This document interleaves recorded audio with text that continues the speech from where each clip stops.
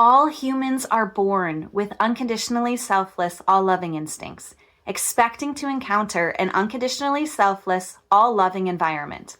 But as a result of humanity's 2 million-year necessary search for knowledge, we instead encountered an upset, human condition afflicted world, where everyone was variously alienated from their true selves, with little to no unconditional love to give.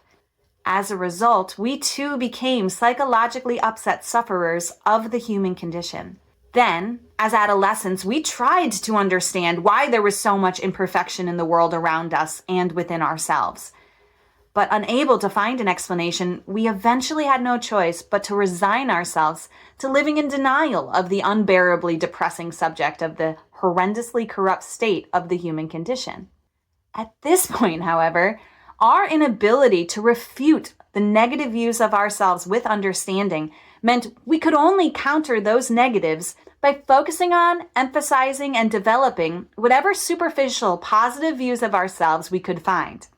In particular, we became preoccupied trying to find ways to feel good about ourselves, to validate ourselves, to find relief from the criticism we were living with that we weren't worthy beings, by competing for whatever power, fortune, fame, and glory was available. The result of which was that we became extremely self-preoccupied, egocentric, competitive, and selfish. This was a situation that could only be remedied through the first principle-based biological explanation of the human condition itself. Namely, that humans are conscious beings, and as such, it wasn't sufficient for us to be instinctually oriented to the world. We had to find understanding of the world in order to master our conscious minds. This realization means that we weren't bad to defy our instinctive self and to become, as a result, angry, egocentric, and alienated.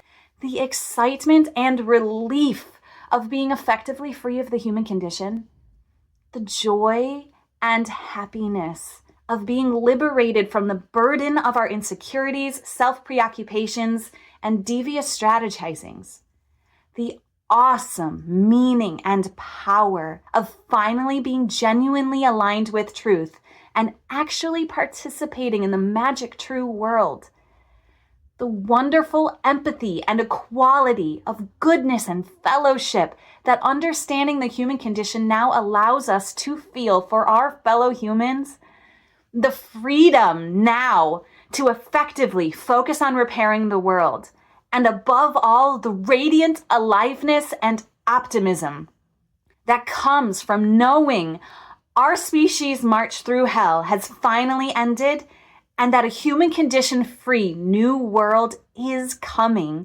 can now transform every human and thus the world.